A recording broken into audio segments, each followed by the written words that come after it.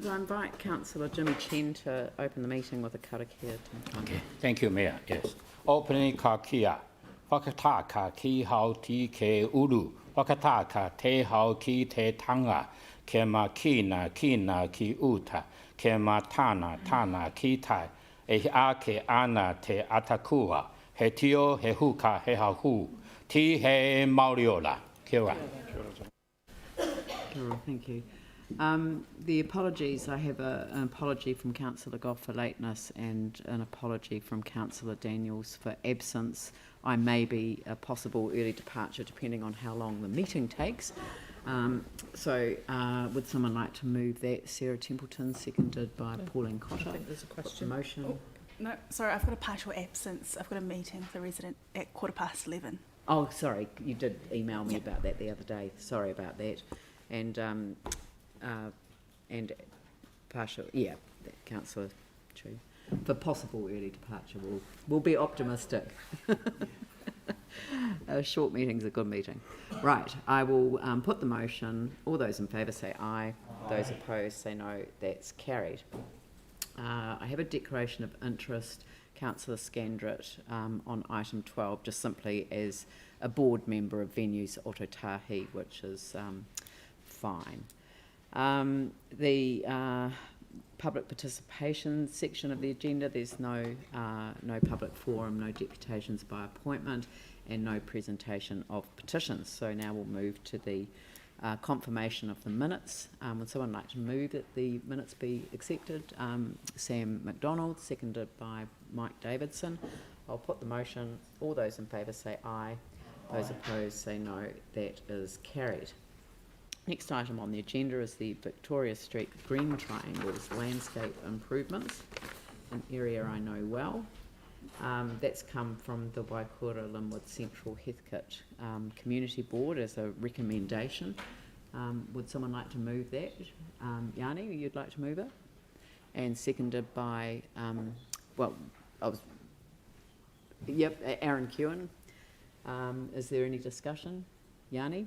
Just to acknowledge and thank the very kind offer from Epoch Christchurch Limited, and this is a win-win for us, so it improves the local neighbourhood and increases the amenity, and it's been done by a local business, so just wanted to acknowledge it. Thank you. Good. All right, I shall put that motion. All those in favour say aye. Those opposed say no. That's carried. Next one is an Innovating Streets paper from the Spraden Cashmere Community Board. I think, Mel, you were going to move that one? Oh, sorry. That's a... There's two. Sorry. So Tim's going to move this one. Right. And Mel's going to move the next one. Okay, Tim and Mel. That's moved and seconded. So is there any discussion? Any questions? Sorry. Yeah, Yanni. Yeah, thank you, and thank you for the work that you've done on this. It's really cool to see.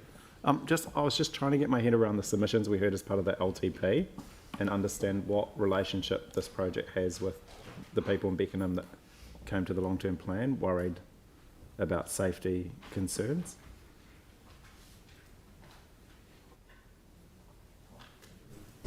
I'm not aware of the specifics of those deputations, but the project does address a number of the safety concerns that are raised by the community through our consultation we did with the project. Right. It just seemed to be that the people that made the submissions to the LTP may not have been aware of this work, but when we've been briefed on it, you've done heaps of community engagement. Yeah. So I was just quite puzzled why they were raising the concerns that they were raising, and whether there could be an attempt to bring them on board, or if there needed to be a slight change to the geographic area. But I mean, I'll raise it as part of the LTP. I don't want to hold this work up. I mean, I think this work was excellent. I was just quite surprised to hear from that group. Maybe if I could just ask Tim, he might have some helpful Innovation comments. Streets is a temporary, like it's an experiment, if you like, which is outstanding, and the staff, as you acknowledge, have done an outstanding job with a community that's very well connected into it. I think the concerns are about the permanent long term, and as we know through our communities, we're getting more communities wanting slower streets at 30 k's rather than 40. So I think we heard a fair bit of that. They're totally well connected. They're connected into what's happening. The staff, as you said, have done a really good job, but they're just wanting to get a bit of, carry forward into the future rather than, once 2 years is over, it's all pulled out and we're back to normal. And I think that's their concern, but it's just showing support was what was done with the staff. So does this cover the same area that Yes. was raised in the LTP Well, submission? We've also got St Martin's and other, but this is specific to this area. Inclusive thereof, like there are other areas covered as well, but it covers the one that was specifically raised in the hearing. Yes. So, Yep. and this is a way of trialling Absolutely. before you make embedded Exactly. changes. Yeah, and I think it's a really good way to work with our relationship with NZ or Whakapuaki. So that's improved that as well. So Yeah. No, thank you very Thank you. much. That's a helpful explanation. Sarah? Thanks so much. We've got some noting stuff on the 30 kilometres an hour stuff here. What does it take for us to be able to realise those community aspirations? So there's two bits with the speed limit. So there's a memo received around the Selwyn Street, Yeah. and then there's the Beckenham conversation that occurred between 40 and 30. So the speed management guide is quite prescriptive in terms of residential areas, and that's why it's been recommended that the speed limit through Beckenham is 40 kilometres an hour.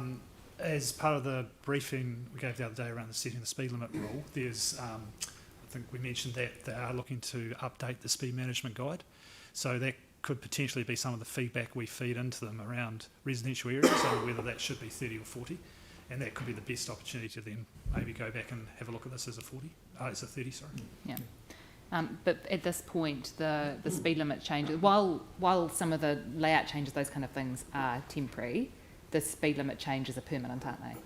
Yes. Yeah, that's cool. Thank you. Also, as part of this, we have a monitoring and evaluation plan wrapped around all the projects, and we will be monitoring traffic data, including speeds in this area, to see what further considerations might need to do to get it even further down. So Yeah. let's get it down to 40 in this case, and then we'll review it and see how the numbers are tracking after that. And part of the monitoring and stuff, will that include talking to people about their experiences, so qualitative data, not just the numbers and stuff? Yes, that happens after 6 months and then 12 months. Great, thanks. Okay. All right, so that's been moved and seconded. So is there any debate? I'll put the motion. All those in favour say aye. Those opposed say no. That's carried. Thank you very much. And you can stay there because the next one is going to be moved by Melanie Coker and seconded by Tim Scandrick. And I don't know if you want to touch on the slight difference that has come through in that one, in terms of the original recommendation, the switch to the 30 Ks in that area. Did you want to touch on that specifically? This recommendation has come from the community board through the submissions process and at the board meeting, and as a result they asked us for some staff advice around that.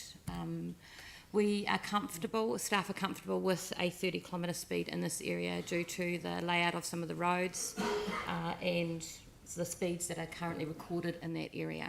So of note, you're looking at the main Selwyn Street shopping area sitting at 38 kilometres an hour on average, so that fits within the speed limit guide of going towards 30 Ks. We've checked, not only staff, we've checked it within a very limited time frame between the community board meeting and today with our strategic partners being Whakapuaki, the AA, and they have both come back saying that they are happy to support this change as well. Great. Good work. Well done. Okay, so are there any questions or discussion? Open for discussion. Tim? Thank you. Look, this is such good work from staff in a very short period of time and really listening to this community. I used to live on Rosewarne Street and, you just couldn't do 50 Ks there in all those streets there. So, and I think improving the safety of the Selwyn Street shops with the school children, etc., and that awful corner from Coronation Street into the shops, I think it's a really, really good way forward. So I want to thank you. One of the things that this is highlighting, and I think it's right across the board and really into St Martin's area, is we look at traffic numbers, etc., but we've also, I think, in the future got to look at the increasing numbers going to the school on the school rolls, because it doesn't take into account the numbers of pedestrians and school children, especially now that we are really pushing intensification. I think that's something else that has to be looked at. But I mean, our staff do an outstanding job, and I'm not quite sure how we can juggle that one. But yeah, thank you. Thank you, Sarah. Thanks so much. It's such a treat to see these Innovating Streets projects get off the ground. And I want to say a big thank you, because I've got friends around the country working in neighbourhoods that are similar, residential neighbourhoods, on Innovating Streets projects, and some are in business areas, who have really struggled. And there has been backlash, and projects have been pulled, and a range of different things. It's been really difficult. And I'm not seeing that here, and that's due to the fantastic work that you guys have done. You're especially clear, so thank you so much for that. These may not meet everyone's expectations, but that's what trials are all about. And whether they're on their feet or on a bike seat, people are going to benefit from this. And so thanks for all your work. All right, Anne. Yeah, kia ora. I just want to reinforce those comments from Councillor Templeton. Fantastic work, and thank you, because it's all about our kids actually, and future generations being able to walk and cycle, scooter safely, which is what we want. So I realise that this is round one of funding that has been allocated and dealt with. I'm wondering what the process is for round two, and how an area is identified as needing this sort of attention. I'm sorry. I think we also had questions and I would love to have a conversation, if I could, with staff about how we can actually identify areas that are needing this treatment. So, thank you. Noted. Mel. I just, well, this actually sort of started off because, Claire pointed out Justin Fisher's, it's Fisher, isn't it? Well, anyway, Justin's here. He came to the board and talked about changing some of the corners so people could cross roads more easily, and it was totally separate to Innovating Streets. And then the Innovating Streets project came along, and it all just tied together completely brilliantly. And then Claire's done a great job of pulling all the schools into this, because Selwyn Street's a very, very long street with sort of it's all disconnected in different parts. I think that's just brilliant what you've done. And it's really good for Addington School, although it doesn't solve problems on Brom. The 30k will solve around the back where all the kids come in and the cars come in, so I think that's really good as well. And like Sarah said, it's all the upfront work that Claire's done, which is actually not what was the way it was supposed to be done, that hopefully will make this successful. Because like you say, some of the projects in some places I've had like 90% feedback from residents hating the changes that have been done, and it's been pulled, so hopefully this won't happen. And also there was last minute changes at our board that got requested by residents, and they managed to pull that off in 5 minutes and sort it all out, and it was just really good, so we could tick it off happily as a board. So thank you very much for all your work. Thank you. I look forward to all of you putting that on your Facebook pages about saying how reactive and fast the council have been. Not during the meeting. Thank you. Thank you, Aaron, for reminding people how important it is to not go on social media during council meetings. It's very kind of you. On that note, or even notice that people are on Facebook all the time. Just saying. I will put that motion. All those in favour say aye. Aye. Those opposed say no. That is carried. Thank you very much for excellent work. Next item on the agenda is my monthly report. I've actually used the report this month to bring forward a agreement to fund additional investment required in the Greater Christchurch Spatial Plan Work Program, which is being undertaken by the Greater Christchurch Partnership. And the reason I'm doing that is literally we're coming to the end of the financial year, and this is to come out of this year's financial thing, so it doesn't impact on the LTP at all, and the Chief Executive informs me that we can do that within existing savings. And the purpose of the the spatial planning work is with the new strategic framework being developed. At the moment, the Greater Christchurch Spatial Plan is to give effect to that strategic framework and to look at the urban form as it relates to Waimakariri, Selwyn and Christchurch and the interrelationships in order to work with central government on its urban growth agenda and we see this as an important step in progressing in an urban growth partnership, which I know that people have been looking forward to seeing us develop for some time now.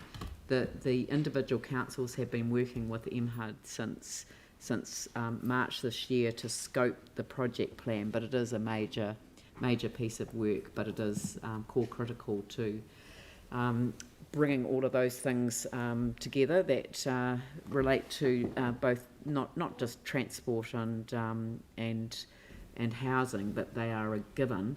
But it's also all of the challenges that we need to confront in relation to climate change and a number of the other issues that are blah blah blah in relation. Sorry, I'm blathering now, so I will just stop there and ask if there are any questions, and I'll then hand over to the Chief Executive to answer any of them.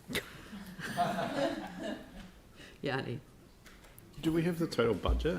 And I guess what I'm just trying to understand is the bigger picture. So I appreciate we've got a cost share arrangement, and I know that I think last year you negotiated with our neighbours to a better, more sensible funding arrangement.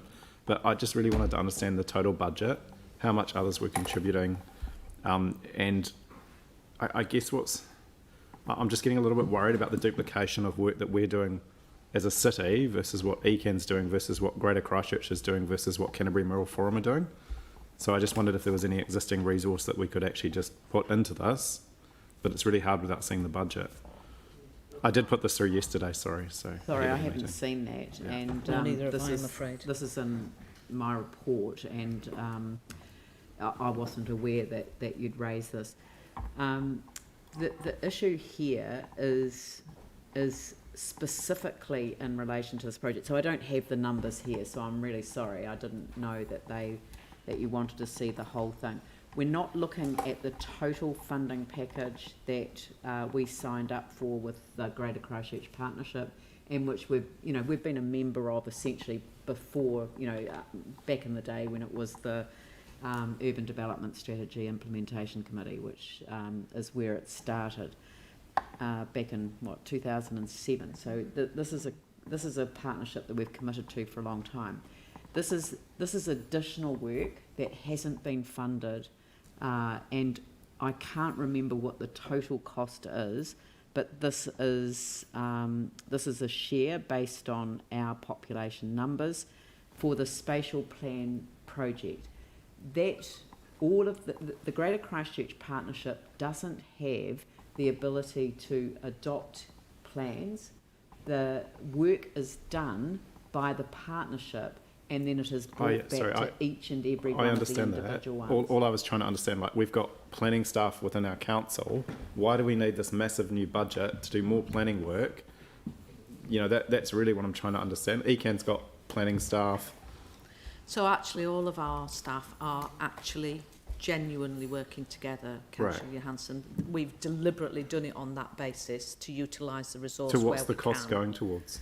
So, but we do need additional work to be done. This isn't just a business as usual aspect. It has to relate to the wider Greater Christchurch spatial planning work. And the Mayor is absolutely right in linking that directly to our relationships with central government and our drive to secure an urban growth partnership. And this is one of the fundamental pieces. I genuinely can't give you, I can't remember off the top of my head.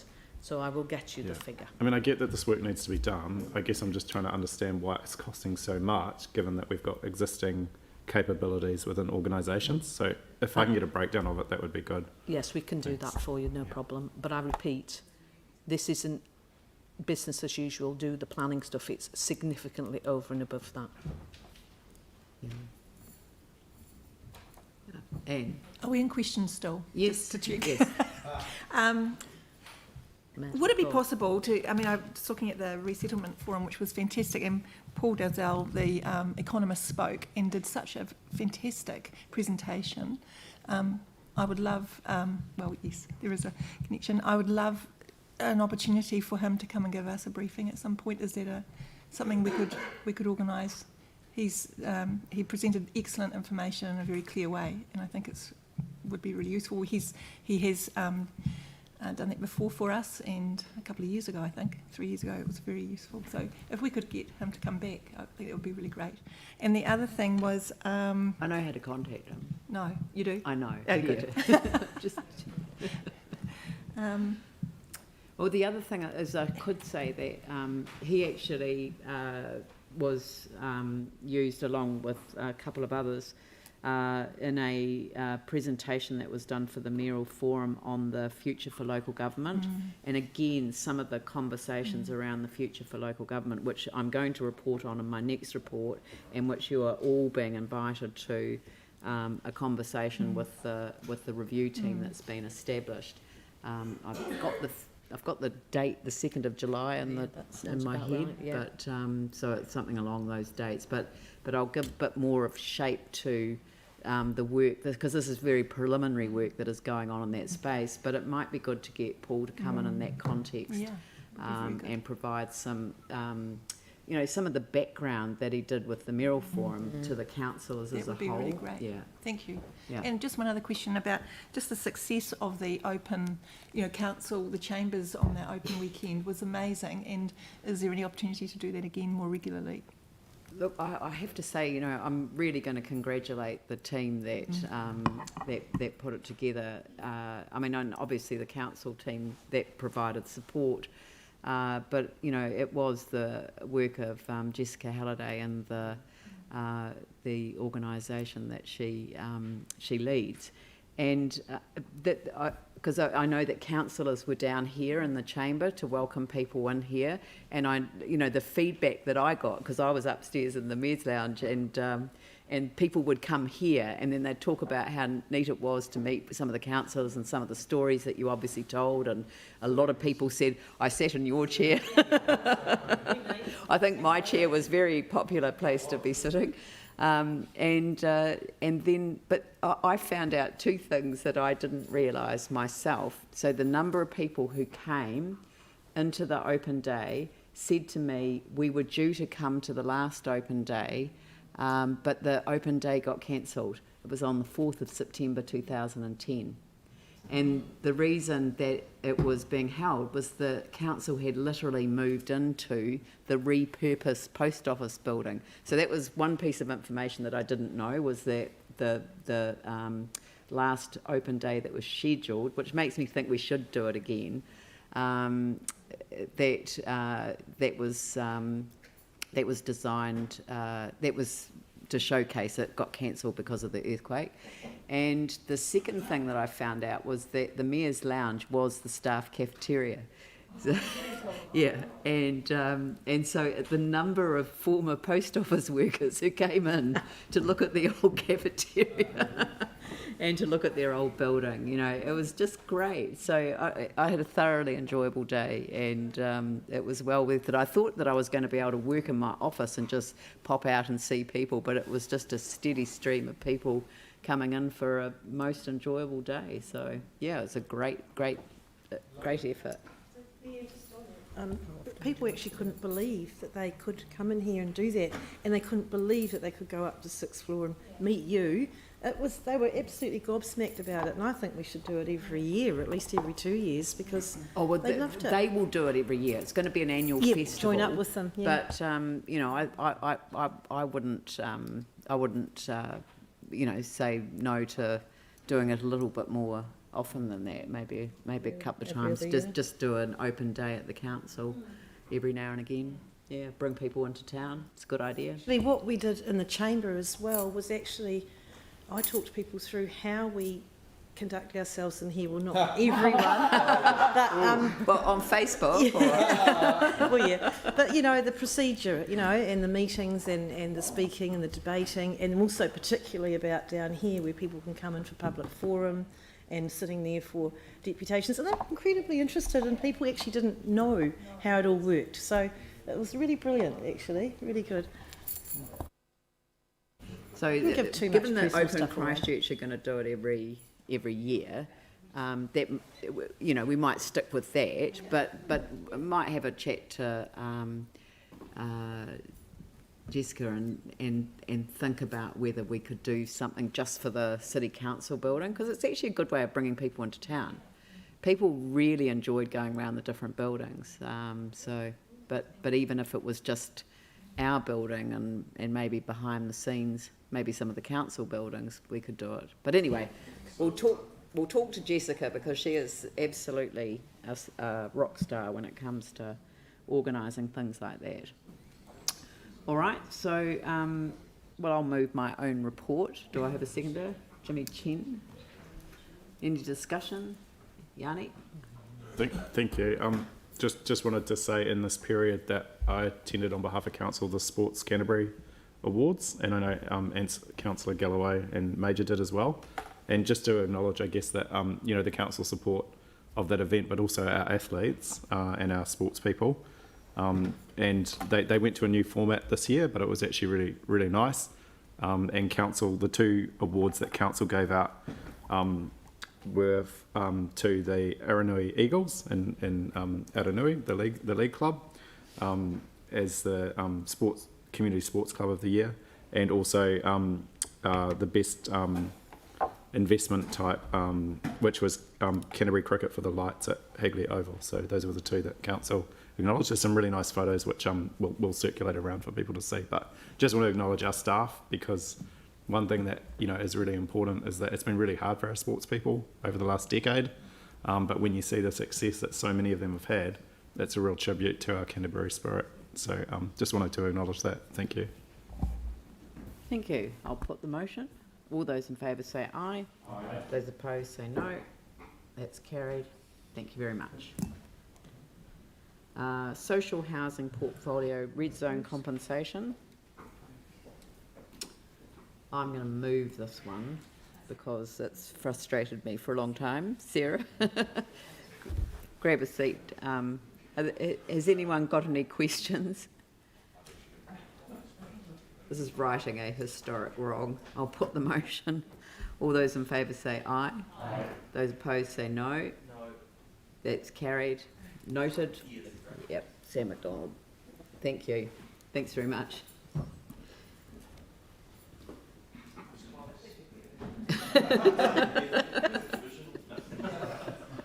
Zone committee's terms of reference.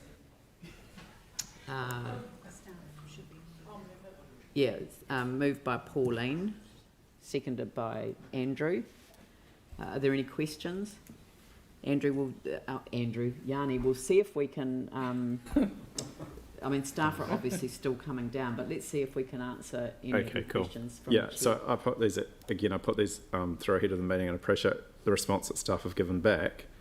But I was just kind of concerned because this is around, in the terms of reference, there was the ability for Environment Canterbury to work with the zone committees to do reviews of consent. We're on. You're on. So Yanni's about to reference the questions that he submitted and received an answer to this morning. The first one was in relation to their ability to make.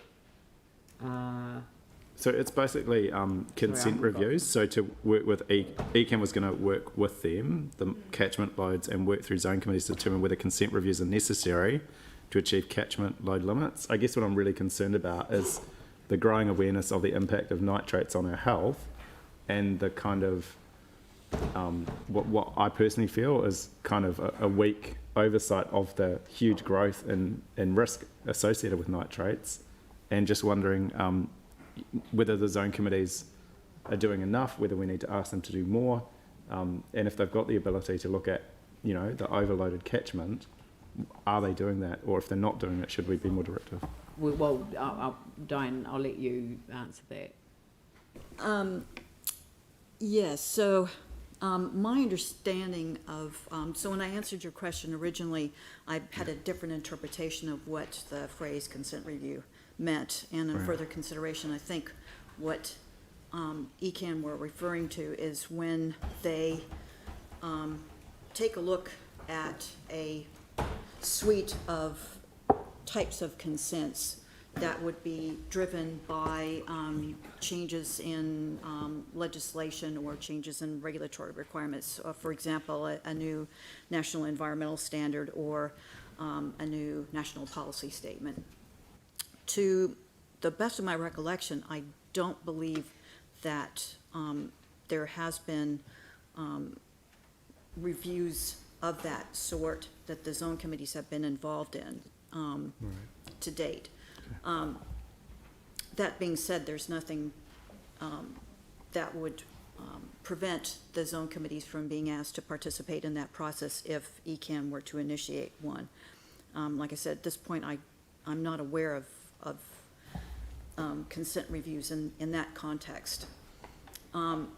Related to that is the fact that over the last several years, in a sequential way, various zone committees have looked at the issues around water management in their zones and have made recommendations about those issues and perhaps how they could be addressed through the process of the zone implementation program addendas. So most of the zone committees have been through that process. So that wouldn't exactly be a consent review process, but it is a way that the zone committees can look at the issues around water management in their zones and make recommendations to ECAN, which are then taken and used to develop changes where necessary to the Land and Water Regional Plan. I know this gets kind of complicated. So for our zone committees, there was a sort of a mini ZIPA that the Banks Peninsula Zone Committee did several years ago for Wairira, and that was a plan change that affected a small part of the Land and Water Regional Plan for that water body. But other than that, for Christchurch West Melton Zone Committee, they haven't been through the ZIPA process yet. So again, it's not exactly a consent review, but it is a way that the zone committees can influence how water resources are managed in a regulatory way. I guess the concern is that they're not either proactive or precautionary enough about the risk posed to our water because of the kind of idea that we just collaborate. And I know in your response too, which I really appreciate the detail, you've said, for example, nitrates is one such contaminant regulated under the Land and Water Regional Plan. The operative plan has not yet caught up with the latest version of the MPS FM, which lowered the national bottom line, and there's no single control for nitrates in the operative LWRP. So really, I guess what I'm trying to get at is to understand whether we need to be more directive in the terms of reference to take a sort of precautionary No, not to the approach. zone committees. It's the relationship with ECAN. It's ECAN's responsibility that amendments to the plan, isn't it? But the zone Land committees and have the water ability plan? to water things down or Yeah, as I indicated, where the zone committees do have influence over the Land and Water Regional Plan is through that ZIPA ZIPA, process, which yeah. has been going on for a number of years. It just takes time. They couldn't do all 10 zones at once. And to the best of my knowledge, Christchurch West Melton zone may be the last one that has yet to be done. And like I said, there was a mini one done for Banks Peninsula, but that was only for Wairira, not for the rest of Banks Peninsula. The agenda is driven by ECAN, not by the water zone committees. Yes, although there's nothing to prevent the zone committees from making recommendations to ECAN because they're a joint committee of both us and ECAN. And I would say that, and I'm much more familiar with the Christchurch West Melton Zone Committee and less so for the other two. But definitely the zone committees have on their own initiative, the Christchurch West Milton Zone Committee, has done advocacy and has, in some cases, led ECAN or even the city council in terms of what we end up doing. One example is around urban contaminants, particularly copper and copper and zinc. And in terms of nitrates, back when the Waimakariri Zone Committee was doing its zipper process, the Christchurch West Melton Zone Committee did communicate to the Waimakariri Zone Committee its concerns around nitrates and what the influence of activities in the Waimakariri Zone would have on the groundwater in Christchurch West Melton Zone. So they do some work. It's not like they don't do anything. And again, that's on their own volition. They don't have to wait for us or for ECAN to. This does not lead us to any change to the terms of reference, Not which is what particularly. we're considering no. today. Yeah. Yeah, Sarah. Thanks so much. Because they are joint committees, both us and ECAN, and it's not everything is an ECAN responsibility. So I was disappointed that, having discussed it as a council for several years now, that we weren't able to get a change in the terms of reference which allowed them to submit to our annual long-term plans. Because we have mentioned it for maybe 2 or 3 years now, and that But we change. didn't feed that back at the time. Yeah, we asked for some reason. to, No, yeah. it didn't. I'm just saying, happen. I'm disappointed, It but I've got didn't to know. happen. Yeah.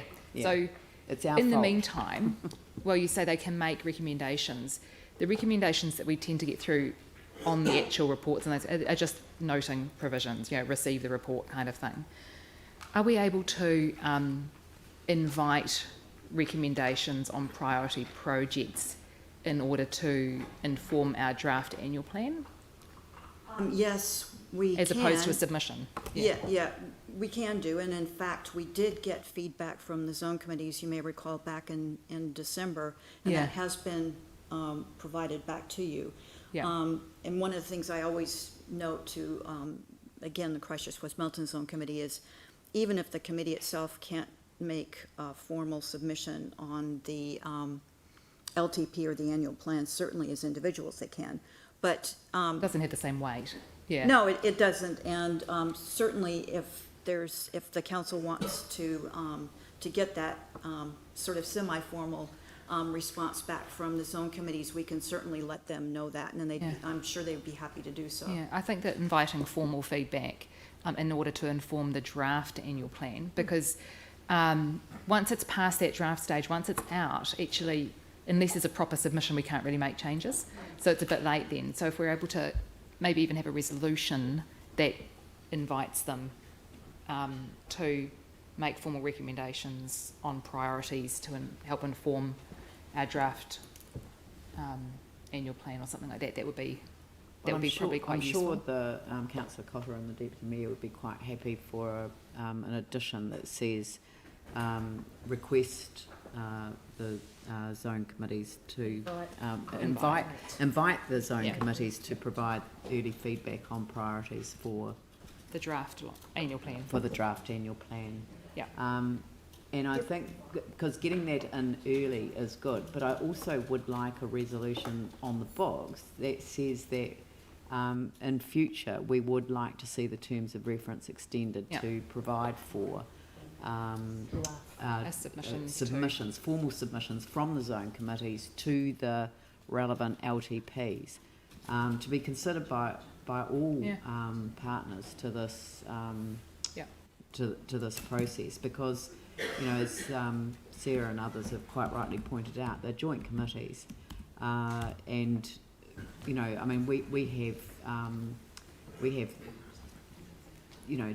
have committees that we've got community boards that make submissions on the Yep. LTP and the annual plan. We have Te Honona members who make submissions individually, collectively, Yep. feedback, so it's just, it does feel like Yeah. We need to have a resolution on the books that actually says that, and then the next time that it comes up for revision, we'll be able to feed it into the process. But it was an oversight this year. It should have gone through that.